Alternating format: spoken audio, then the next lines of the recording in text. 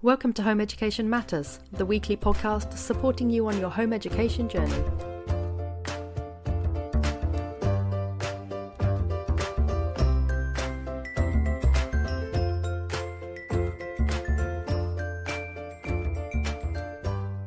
Hello and welcome to another episode of Home Education Matters. And today I am really pleased to be joined again by Helen, Harold and Jenny Cassidy from Dumb Ox Learning.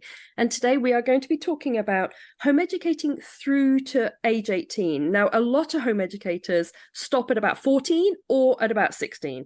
Not that many of us are brave enough to go all the way through to 18. Some of us are crazy enough to do it. And today we're going to be talking about the challenges, but also the benefits and different options that you might have available if you want to keep your child at home educating until they are 18. So hello, Helen, and hello, Jenny. Do tell us a little bit about yourselves before we launch into home educating until you're 18. Hi, I'm Helen. I've been home educating for a long time.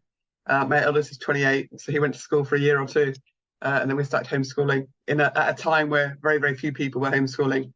I've got 7 kids. My youngest is 15, so we've still got, because I will home educate till 18, so we've still got the rest of this year and 2 more years to go. And it's been an amazing journey. You know, it required a lot of courage, I think, at the beginning, because so few people were doing it, and now many, many more people are doing it, which is marvelous, and so many more people see the benefits of it. So it's been an amazing. It's been such an amazing time for our family that we've been able to do that, and it's made us much closer, I think, to family. Sorry. How long have you been doing it all together then? How long have you been home educating, like in years now then? Probably about 21 years. Yeah. So you'll have seen a lot of changes over that time. Mm-hmm. Yeah. I mean, I'd say that every kind of 2 years, there's like an attempt by the government to do something. And then there's this big campaign within home education circles. And, thankfully, things have been averted. We haven't had enormous changes, which has been amazing. I'd say the American system has become much more popular in the last few years, but still, obviously, most families are doing GCSEs. And then, it's just not as weird anymore. You mention to somebody in the supermarket, or you mention to somebody, wherever you might be, that you're home educating, and people know what you're talking about. It's not like they've met somebody else that's being home educated. So that's probably been the biggest change. I think COVID helped with that, but I know also before COVID, so around about 2017-ish, there was a kind of process of off-rolling in a lot of the schools where they just kind of like tossed out the pupils that they didn't particularly want to keep on the school roll. And I noticed at that point when we were home educated, there was a slight shift in public perception. People had heard of it a bit more. They didn't seem to see it as quite so wacky. So what about you, Jenny? What's your home education journey? Well, it's funny actually, because it's similar to Helen's in that we also have 7 children. Partly the things we have in common has made us fast friends over the years. But our kids are similar ages to Helen's, and we have twins at the end. So we've got 2 still at home that have 2 years left to go. Will be turning 14. We've also followed an American high school diploma route, and we did actually homeschool in Austria for 12 years, and we've lived in Northern Ireland, and now we're in England. We started in Scotland, so we've done a bit of moving around, but homeschooling has been the thing that stayed static, kind of thing. I mean, I'm so grateful that even moving countries, moving completely change of life, the one thing that has stayed steady is our school days. Big advantage of homeschooling, right? As a world schooler, I found that as well, that even on the planes, we kept the same kind of rhythm to our days, so that, we did lessons when we did lessons, and we sort of like did our reading when we did our reading. And there was, no matter where we were in the world, even if we were transiting, we had that kind of thread of continuity. So are you going to take your 2 twins up to 18 as being home educated, or are you going to stop at 16? No, we'll keep going. We've that's what we've done with all of them. And yeah, it's been a huge benefit to our family to be able to do that. I mean, a little bit different, only having 2 at home. So different than having a house full of kids. But yeah, we'll continue. We're doing that, as I say, the high school diploma. So we need to complete it. So it'll be that 4-year process. So another couple of years to go. Now, for me, my son and I sat down when he was 16, and we had a long conversation about whether he wanted to go to college to do his A-levels or do his A-levels at home. And I didn't mind either way. I really didn't. You know, I wanted him to choose the route that he wanted to choose. And he, after lots of spreadsheets, because he's a bit that way, he decided that he'd done a kind of time analysis, and he worked out that it would be more efficient for him to do his A-levels at home. Now, a year and a half down the line, so he's halfway through his final year of A-levels, I am deeply regretting that decision that he made, because it's cost me a fortune in tutors, because he's doing maths and physics and numerous other things that I just cannot help him with. And even self-studying, I think, would be just a bit dull for him. So I chose to get tutors for 2 of his A-levels. And the practicals for physics have cost me a fortune. The A-levels themselves, I'm paying in installments, and it's £500 a month for 6 months. Gosh. And it's been really difficult. I found it very difficult. I felt a little bit outside his learning, because I can't help him with any of his subjects because they're a bit difficult for me. I'm a bit more humanities and he's a bit more science. And he's really been quite isolated in his learning, apart from his tutors that are all online. One of his subjects is marine science, which there's just no resources for online. There's no tutors. It's really difficult to self-study that. He's literally just got the textbook and he's just self-studying that one. So if you asked me, and I've had this conversation with him actually recently, I would go back in time to when he was 16 and push a lot harder for him just to go to my local college. It's very good. He could have walked down the road. He could have done 3 A-levels, maths, further maths, physics, would have enabled him to get into a lot more universities. He's doing 4, but none of them are further maths. It's been a complicated ride. It's complicated, A-levels. I'm finding them a lot of, like the choosing the specs has been difficult. One of our tutors let us down, taught him the wrong spec. It's all been a bit of a ride, to be honest, a lot more stressful than home educating up to 16. So I'm going to freely admit now in the podcast that if I could go back in time, I would be pushing him a lot more to go to the local college, because I have found home educating through to 18 really quite challenging. Now, I've got a question for you both. Am I doing it wrong? Have I chosen the wrong route? Like, where have I gone wrong then? Because for me, it's difficult for me to, in authenticity, recommend people to go up to 18, because I've just found it personally so difficult. Okay, so doing A-levels from home, I think it's difficult. I do know people that have done it, but I would say it is difficult and expensive. I mean, that does seem to be the situation, because as a parent, perhaps, I did an economics degree, so I think, right, okay, I could do economics A-level, probably could teach maths A-level at a push, but what happens if my kids don't actually want to do those A-levels? We've got a bit of a problem. And my husband, perhaps he could do one, he did languages, perhaps he could do like German A-level. But yeah, as you say, what happens if my kids want to do physics and chemistry and biology? It's like, that's a bit stuck. So yeah, I think it's really difficult to do A-levels from home, but I suppose we're not doing A-levels from home, and it's almost like, because they're so difficult to do at home, that's why we're not doing them at home. That's not the qualification that we've chosen to do. The qualification we've chosen to do is something, which is much easier to do at home, and can almost, that's why we're doing it. So we wouldn't choose to do A-level. I wouldn't personally choose A-levels. I think it's just much too hard to do at home and expensive. So that isn't what we're doing. Well, I find that quite reassuring then, because at least it proves I'm not going completely mad. Jenny, what do you think? The same, yeah. I mean, we wanted to keep our kids home as long as we could. We kind of stumbled on the American system because in the years that we lived in Austria, we were living with Americans. We were at an American university study abroad program campus, and it was the homeschoolers there, the Americans, that just, that's when we began homeschooling. We asked them, well, what do we do? How do we go about this?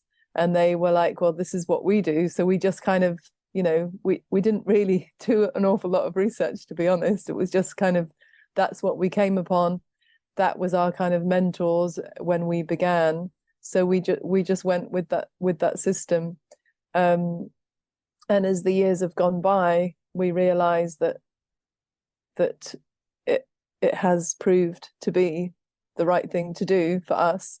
Our eldest was actually, he turned 17 when he finished, just because I don't know where his birthday fell, and he was our only child that had been in school for 2 years in Scotland, so he started very young. So he started homeschooling at 6. Our others started homeschooling at 6 as well, pretty much. But so I think he was a little bit ahead. So he finished at 17, and some have finished at 18, some have been 17. And yeah, I mean, I have just loved having them home at that age and them not going out. Some of them have gone on to university, but have been that little bit older, and I think more able, that little bit more mature, just that little bit more ready to be out in a whole different environment than what they're used to. And it has worked really well. And unlike A-levels, I mean, we've never done them. And I can't imagine what you explaining there. I'm like, I'm so grateful that we haven't we haven't found ourselves in that position of trying it out. It sounds terrible. I'm probably painting a very biased picture, but for us, it has been really difficult. I mean, it's sad, I can imagine, when you say that. I mean, I never did like A-levels myself even, but to be honest, even the thought of doing GCSEs and getting kids through exams like that, and it seems a lot of pressure and a lot of stress compared to the route. I feel like we've had a very unstressful homeschooling experience. There hasn't been a big load of pressure and kind of I don't know, is it the kids that I know that are in school even doing GCSEs and A-levels, it seems to be a lot of stress on kids. We've been very laid back about it all. My kids have done really well. My 3 eldest boys all gone to university, achieved a lot. One's got 2 degrees and a master's. It's continuing, that they've achieved academically, they've done really well. And so I think, well, if it works in this much more non-stress kind of way, if I can put it in those words, why do the expensive, stressful option? That's my kind of how I see it, kind of thing. So when I presented some of the challenges that we've had doing A-levels, we obviously used the British route. Now, I'm getting the impression that you didn't find as many challenges because you used the American route, which is SATs and APs, which we've actually done podcasts on. So anyone listening can go and find our 2 podcasts that we've done on the American system. But I'm wondering if you think there are any challenges to taking your child through to 18, regardless of the qualifications, regardless of the route that you choose. Do you think there are any sort of inherent challenges or unique challenges to taking your child through to 18 and home educating them? I think that I think that some people are going to be very keen on their kids, getting out into the real world as it was at 16. I think some people are just going to want to do that. They're going to feel at some point they've got to be in the real world, as it were, and they think 16 is the right time to do that, and personally we wanted to wait another sort of bit. I think between the 16 to 18 bit, you've got children who are not so much children anymore, so I think they need more. I think they need more than just being at home. I think mine have I had one that climbed like a day a week. He was just very physical, and he had to spend a day climbing each week. I've had several of mine that have done jobs, so they've done a job for a day a week, or done sort of voluntary work, or music, sort of been involved in like musical things like orchestras and things like that. So I suppose the 16 to 18 bit, they're you have to kind of almost prepare them and begin to prepare them for like the next step. So I suppose that's the challenge, and obviously there's the social challenge, which I think there's a transition. But it's been such a joy to have children who become interested in, current affairs and politics and, the world around them, and, actually being able to have, play a part in their lives, and then to not be, not to be kind of, in a secular, environment, kind of with all the kind of pressures and all the, the things that kind of go with college and schools. It's just been so nice to have been a part of their lives really at that point. I think that's absolutely true. And I know that with my son, even though he's not the most sociable boy, realistically, he's always been quite introverted. But he has done, in the last 2 years, while he's been doing his A-levels, he's done an awful lot of other things. So he went to Thailand, learned scuba diving for 4 months. He's been volunteering for the last month in Sri Lanka. He's been doing other stuff. And I think that has been really integral, actually, to helping that's him grow into the kind of adult that one expects when they go to university. I guess it's a similar argument to homeschooling in general. People will say, no, you've got to have kids in school because they need to be mixing with other people. They need to have friends. They need to have, all this outside of the home experience kind of thing.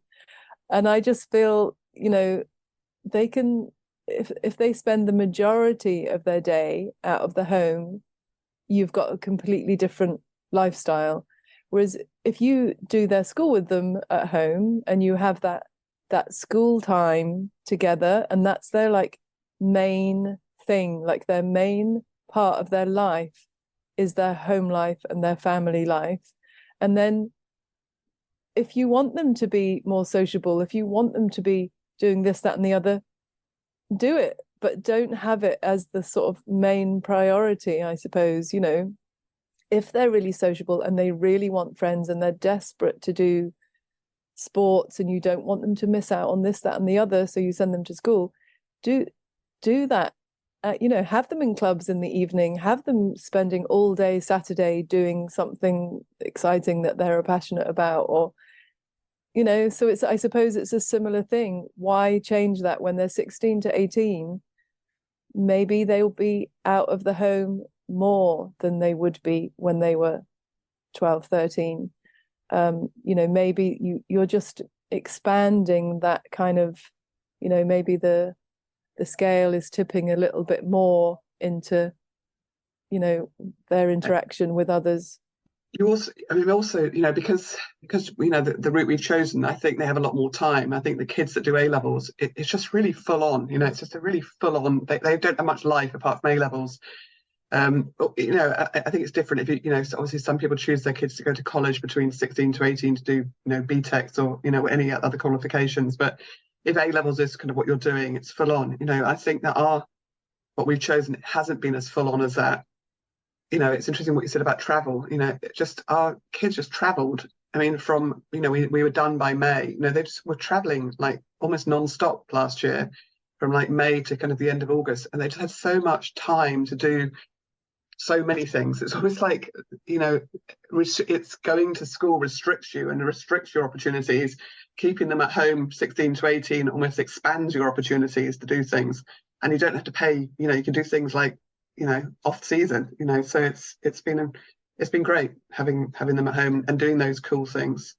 It's really funny because I've recorded a lot of these podcasts, and I work as a life coach, and a lot of my job is getting people to flip their narratives in their head from like negative narratives to positive narratives.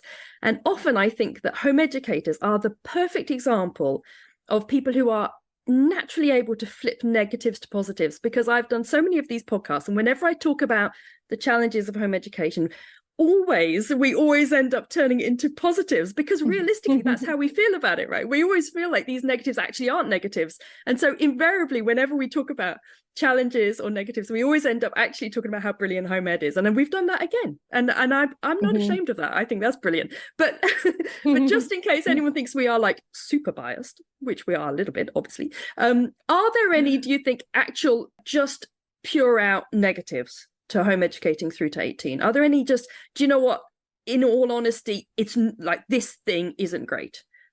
I think money, obviously if they go to school, it's free, so I'd say that's the negative. You got as is the same with home education, it's not free, unfortunately. I know in some places in America you can get help from the government.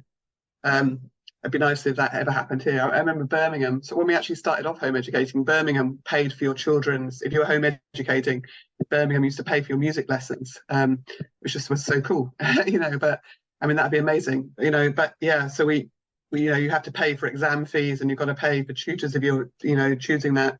So yeah, money. I'd say money is the kind of the downside to it, that you have to pay for it. It's not free. In a classic flipping the negatives to a positive, I will say that in Wales, actually, you get quite a lot of support when you home educate. You get like free lessons and stuff like that. So I'm told. I know. I'm not actually officially on the register in Wales, but I know that all the people around me, they get an awful lot of free stuff. Actually, it's quite good. Jenny, what do you think? Are there any, other than money, which is a very valid point, I think, from Helen, are there any other sort of inherent negatives to home educating to 18? Do you get sick of your children? Are you like, get out of the door already, go somewhere else? No, quite the opposite. The older they get, the more in love with them I am. It's such a privilege, isn't thing it? To say. It is a privilege having your children with you. I love having them around. And I don't know, I mean, I guess every family is different, and every child is different, and every daughter's hormones are different, and every, all the things that can be challenges at that age for young people. Mine haven't been particularly rebellious or have bad attitudes. I mean, there's always moments, but in general, I'd say, they're easy to get along with.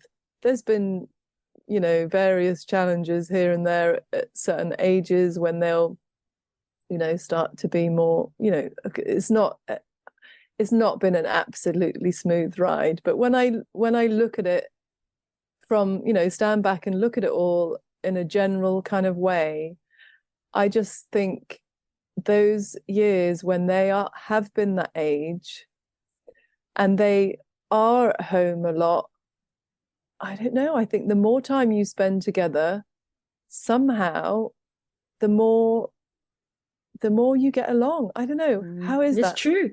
No, it's true. And actually, I recorded a really interesting podcast with Lainey Liberty, who is like a gentle parenting expert.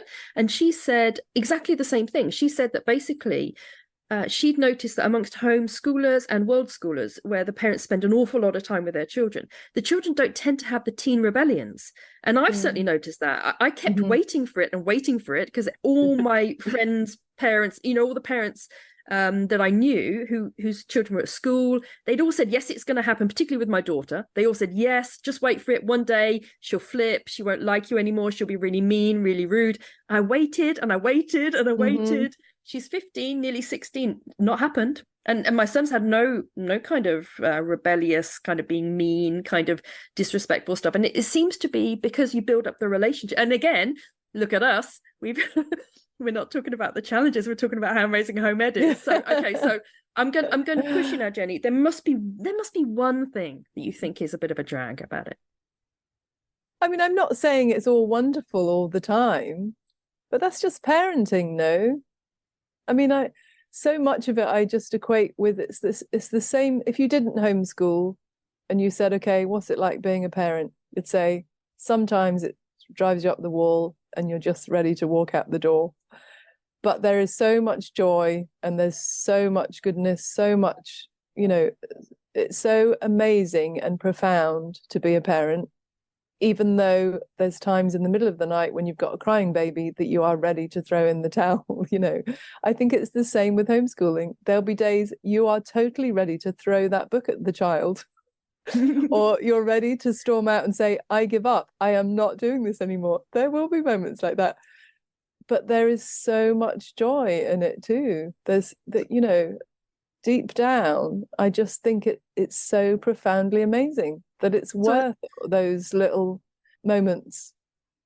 I definitely agree. I think the benefits, even going up to 18, the benefits of having your child with you are just lovely. There are wonderful benefits. One thing I would say that I've noticed with my children who are now, like I say, my daughter's nearly 16, my son is nearly 18. I'm finding that I think I'm just flagging a little bit. I think I'm just, as they're getting older, I think I'm just I'm taking a few more shortcuts. When I think about, for example, I have to go through all their exam dates for next summer, look at them all. We've got a long way to travel to the exam centre. I want to have a think about whether I get a rental rather than paying for a hotel overnight. I need to go through all of the provisional dates, book them into my calendar, and I've been putting it off for weeks because I feel like I've been doing this a long time now, and I think part of me has a kind of a natural flagging, and I think that's why, in part, next summer when I kind of graduate, in inverted commas, when my son goes off to his gap year, my daughter goes off to college, I kind of feel like I'm ready for that graduation now. So I think for me, the only negative might be that I feel like I'm struggling a little bit more, like with the enthusiasm and the energy, and yeah.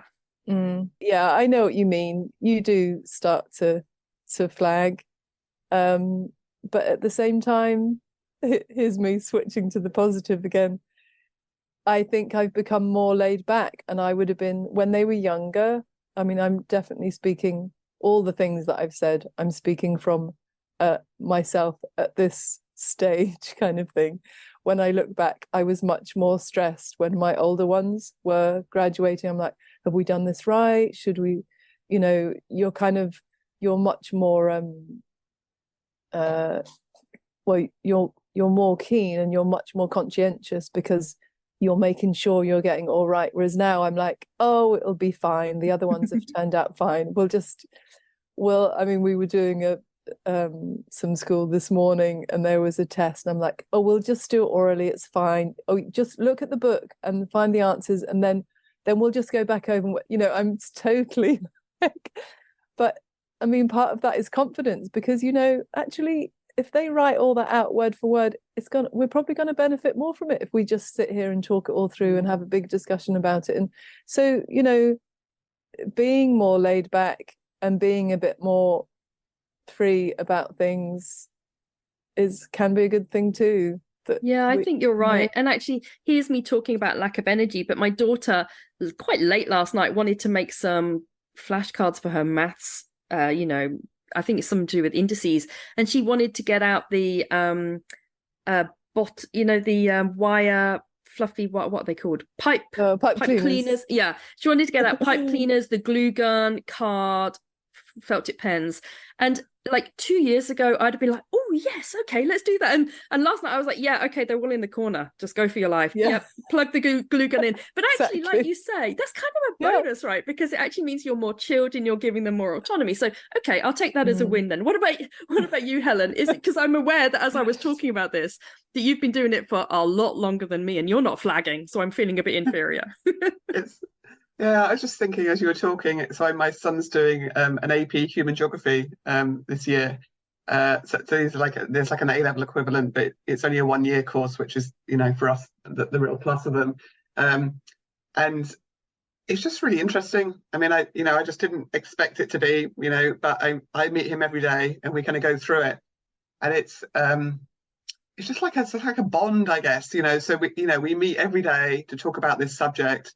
And invariably you talk about other stuff as well, like how was, jiu-jitsu last night, or, what you got on today, or how you feeling about this, so it's like we kind of meet every day to talk about this. And my son last year was doing AP biology, and that's the same, so I don't know, I've learned, and I'm still learning, my kids have all done a lot of Latin, so we've done a lot of Latin over the years, but I'm still, I've learned a lot about human geography since September. I learned a lot. I never studied biology, and I learned a lot about biology. So you are still, I don't know. I suppose I've still got the energy and the interest to be able to. Because it's a different child, isn't it? So it's not the same. It's like a different child that's doing it, perhaps. And you want to help them, and I don't know. It's good. I enjoy doing it. It's fun. Working with them and learning with them. I stand in awe of your continued enthusiasm. I really do. So what about, I mean, I feel like every time we talked about challenge, we talked about a benefit, but let's talk about the benefits of taking your child through to 18. And I'm gonna off the top of my head list a few so that people don't think I'm like all out negative about it. Having my son at home has been amazing through to 18. Just watching him mature in that way, because boys, I think as well, they do a lot of their maturing from like 15 through to 18 actually. So that's been really lovely. He's had a lot more opportunities to travel, as you say, go and do volunteering, sort of discover himself a little bit. And I suppose there's a certain element, much like home ed, where you have a certain control over their learning, in as much as they can choose their subjects. There's no worries about, oh, you can't sit this one because, I don't know, it clashes with something else. You can't do these two A levels at the same time. Obviously, I can choose really good tutors, which has been a bonus because, when you go to, I know that my friend whose daughter is in a local college, they've not had a qualified chemistry tutor for the entire autumn term, and that's not that unusual, I think. And so, we've been lucky in that when the tutors have been available, I've been able to get him very good online tutors, because when you're online, you can choose a whole world full of tutors, right? You don't have to just choose the ones that are in your proximity. So there's definitely been bonuses. The children's relationship together, the sibling relationship has stayed really strong. They've still been able to spend lots of time together. Like I say, they both went volunteering together last month, so they just spent the whole month together. So I think there wasn't that split between them where one went off to college and one stayed at home, that I think otherwise, might have maybe, I don't know, might have damaged their relationship a little bit in this quite sort of important time, isn't it, when they're late teens, I think, or mid-teens. So I can see some benefits, but I suspect you two have lots more benefits. So do spam me with all your benefits for keeping your child at home till they're 18. Sounds like we're imprisoning them in the home, actually. Let me rephrase that. Home educating your child until they're 18. I suppose that, we've enjoyed, A levels tend to be narrow, so I think we've enjoyed like the breadth of curriculum that we do, so with the American system that we've chosen, we have more subjects. A levels, you tend to have sort of like 3 subjects. We tend to have sort of like probably 6 subjects, for the kind of 16 to 18 bits. I think we've enjoyed doing that. And we've been able to have more sort of influence, I suppose, about kind of what that looks like, so we have more, so if you do English literature, there's certain set text for it, you have less control over what it is that they're doing. So I think we've enjoyed doing a system where we, if they want to study Russian literature, they can study Russian literature, or whatever it might be. If it's some sort of, unusual type of biology, they could do that. So I think we've enjoyed, facilitating that, with our children. And that's because the American system of APs, they're 1-year courses that are basically about half the content of an A level, but equate to a full A level when you're applying to university. And as I say, for anyone listening who wants to know a bit more about APs, we have done a whole podcast on this. But because they are slightly shorter in length, you can do more of them. And they're slightly more niche, aren't they? Although they don't have to be, but I know you do have some quite interesting subject options. You mentioned human geography, which I'm almost certain you can't do an A level in. And so you felt that it's almost moving a bit more to the international baccalaureate, where you're still doing quite a nice range of subjects. So that was a benefit for you, yeah? Sure. Yeah, I think the international baccalaureate is a good way to explain it, because I think people often know what that is. So I think we've really enjoyed the sort of the breadth of learning. And then, I think we've sort of said it all before, I think just having them around, and just being a part of their lives. I think for us as a family, I suppose I remember my 6th form, and it was, there were just a lot of things, in that 6th form that I just wouldn't want for my children. There was a lot of smoking. I started smoking, I started drinking a lot during that kind of period. There was a lot of promiscuity, and there was just a lot of stuff going on that I wouldn't choose for my children to be kind of a part of, at that point, Would they encounter this at university regardless? Because I sometimes think that college is almost like a kind of kindergarten for vices that then you would encounter in a bigger scale at university. That maybe I sometimes worry that my son will go to university and like have these big wide eyes, like, oh my God, is this what the world is like? Because he hasn't been to college. Yeah, and that's an argument. That's kind of what people say. I suppose 6 of mine have gone to university and have navigated their way through it as 18-year-olds as opposed to 16-year-olds, and it's just a big difference. So I think that 16 to 18 bit, what we were saying before, I think travel is really amazing if you can do it. I think the opportunity to travel between 16 to 18, the opportunity to work. So many young people now I think in the past, people, yeah, most young people did work, but I think so young people now tend not to work because they're so full on with college and A levels that they can't work. They haven't got enough time to do it. So I think the experience of working and the experience of traveling, and and just the other whatever it is, whatever else they're into, it sort of matures them in a way that enables them to go to university or the workplace, whatever it is that they do at 18, at a much better place than than they would be otherwise. It's almost like I think they kind of almost know who they are, at 18 in a much better way than a lot of kids that have kind of not had those experiences. Yeah, I completely agree. I think the difference between a 16-year-old, and sometimes actually they're a bit younger than 16, and an 18-year-old, and sometimes, of course, they're a bit older than 18, I think there's a huge difference in how formed they are with their identity, how resilient they are to challenges. And so, yeah, I completely agree. As you were talking, I was utterly convinced. I'm like, yeah, who needs college? It's like kindergarten for vice. They don't put that on the posters, do they? Come to our 16 to 18 college. What about you, Jenny? What do you think about benefits for her home educating to 18? Yeah, I think you summed it up well there, Eleanor. I mean, it's I think, as you say, that 16 to 18 time is such a unique time in your whole life. I mean, your whole childhood, I suppose, if you want to call it. It's you're really maturing and finding your own identity, as it were. Like you're I when I think of my kids at those ages, you're much more finding the things that you really enjoy doing. That's when they become obsessed with a certain, I don't know, whatever their interests are. Or one of my girls just loves cooking and being in the kitchen, and she's got the time, like Helen mentioned. It's the time that you have. You can still just focus on things that you love, whether it's music or something outside the home, or just something that you can develop and explore yourself. And yeah, having that freedom. If you're going to do A levels, as Helen says, it's all consuming. It seems, those subjects, the people that I know doing them, like I mentioned already, that the pressure and the stress levels are higher, and you're under, you're not having that relaxed freedom to just be. And not to say that mine don't work hard at that age. They do. They do have quite a few subjects. They are studying hard, but there's a certain lack of pressure there. And I think at that age, it is such a good thing at that age to develop without that pressure and stress kind of thing.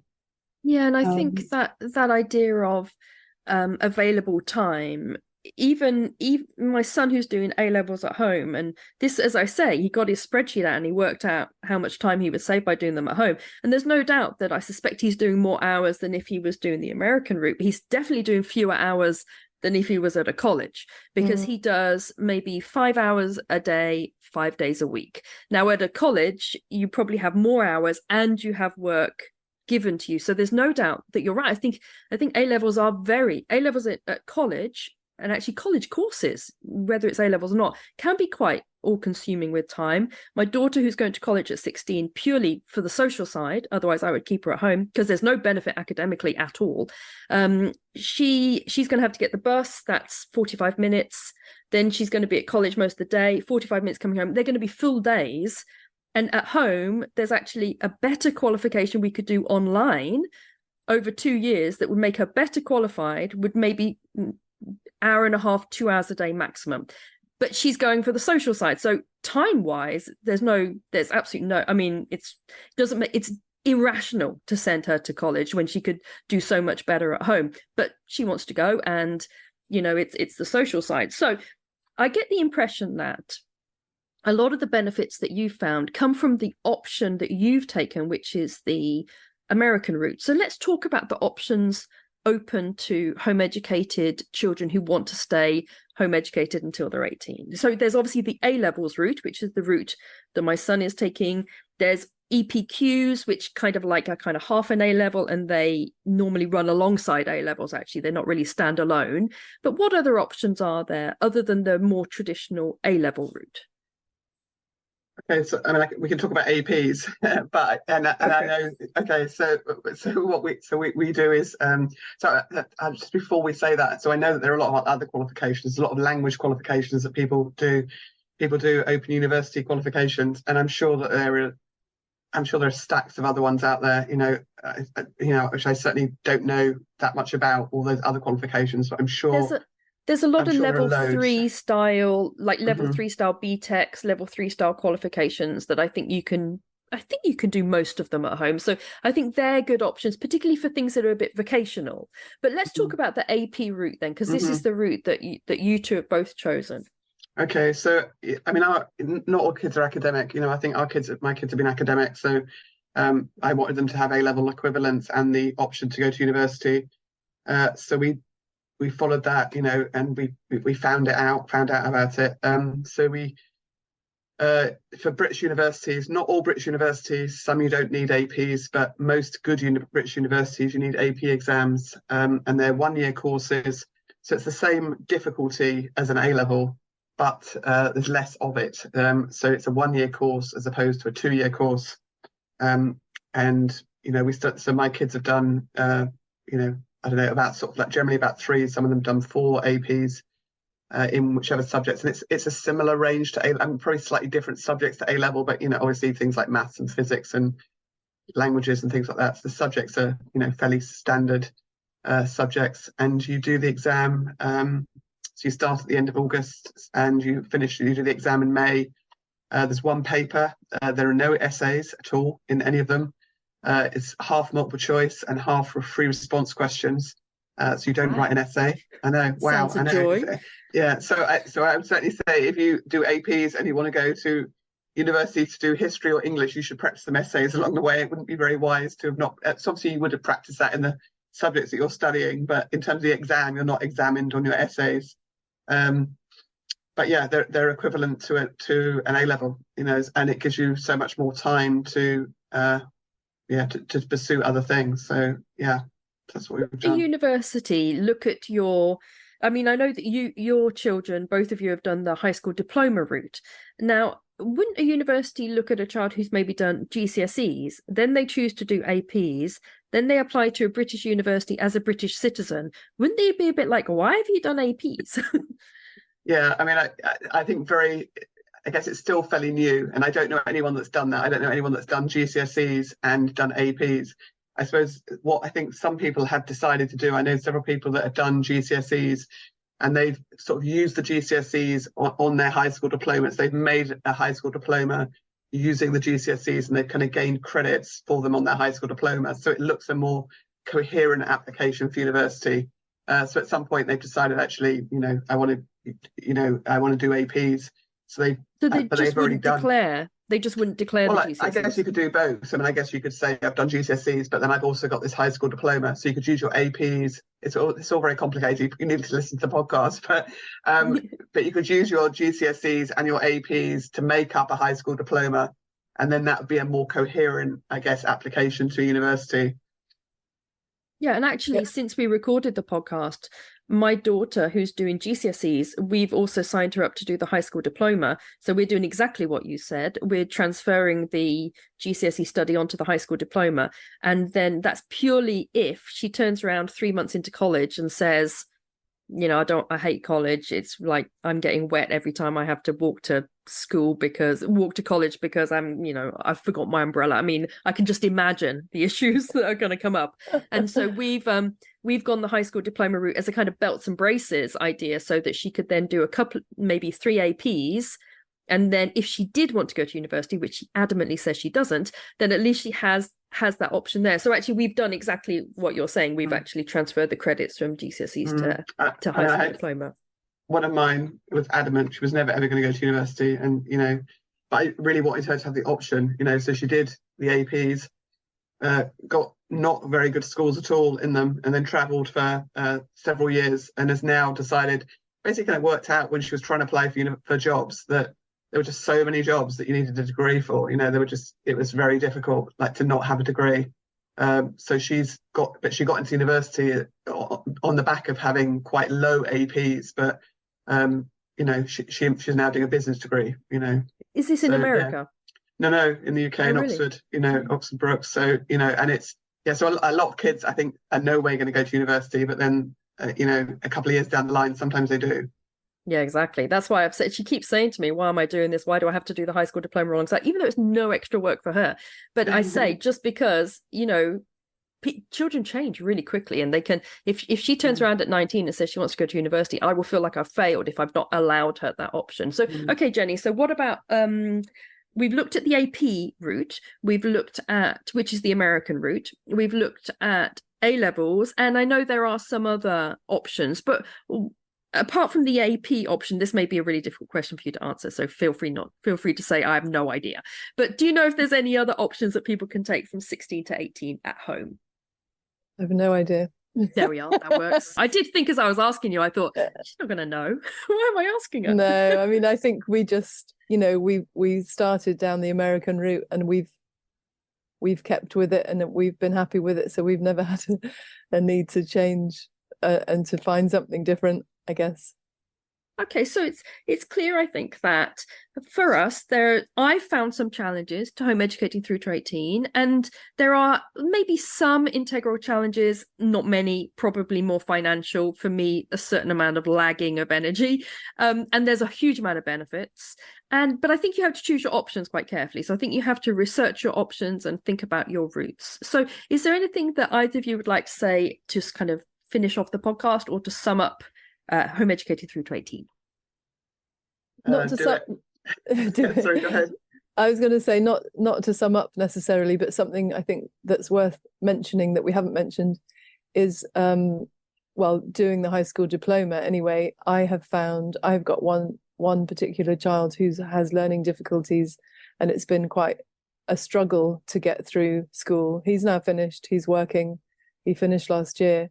But just to mention that, we've done all this talk of A-levels and APs and university entrance and everything. But for me, another reason I'm so grateful to have been going that high school diploma route is, if you do have a child that does struggle, that does have difficulties and problems academically, that it's still so possible to do it, because he could not have sat exams, so he hasn't had to.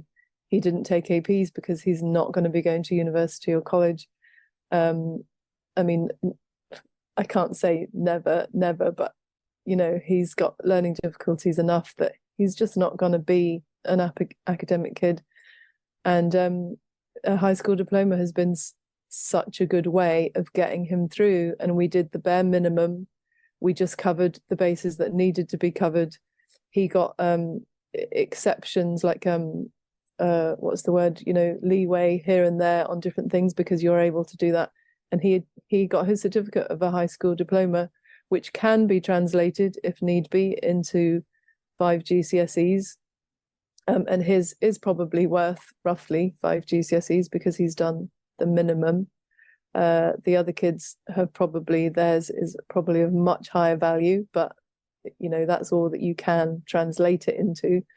But yeah, so just to say that it's for a non-academic child, it's so possible to, and for them to have that achievement and success with it, And the high school diploma runs theoretically from 14 to 18, doesn't it?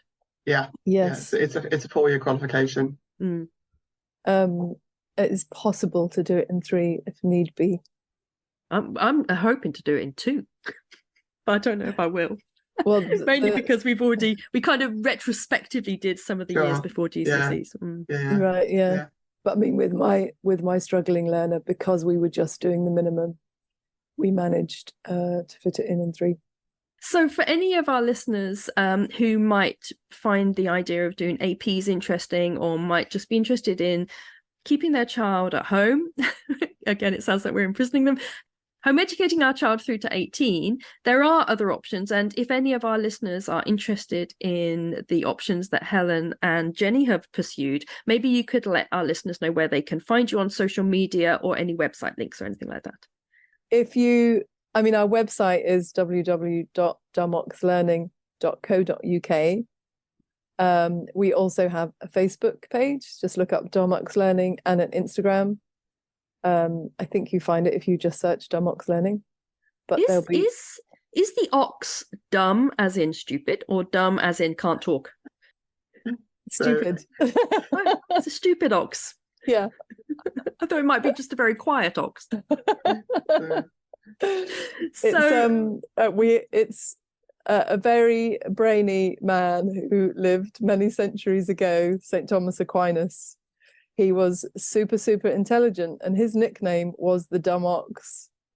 And we chose that just because it was a little bit quirky, and hopefully memorable. It is memorable. Yeah. And weirdly, I studied way too much Thomas Aquinas at university, and I didn't know he was called a dumb ox, but I may have called him a dumb ox in my head quite a few times actually when I was studying him. So I can see how that might have happened. So thank you so much, Helen and Jenni, for joining us on the podcast. And I will also be putting the links to the website and the Facebook page in the show notes. So if anyone would like to check it out, do have a look. I know that Dumox Learning do a lot of really interesting courses, not just APs, but also kind of enrichment classes that are on all sorts of different subjects, wild and wonderful subjects. So do have a look at that. And again, thank you, Helen, and thank you, Jenni, so much for joining me again on the podcast. Thank you. Thanks so much. Thank you. It's a real joy to be here and chat. Thank you so much for joining us for today's Home Education Matters podcast. See you at the next one. Have a lovely day.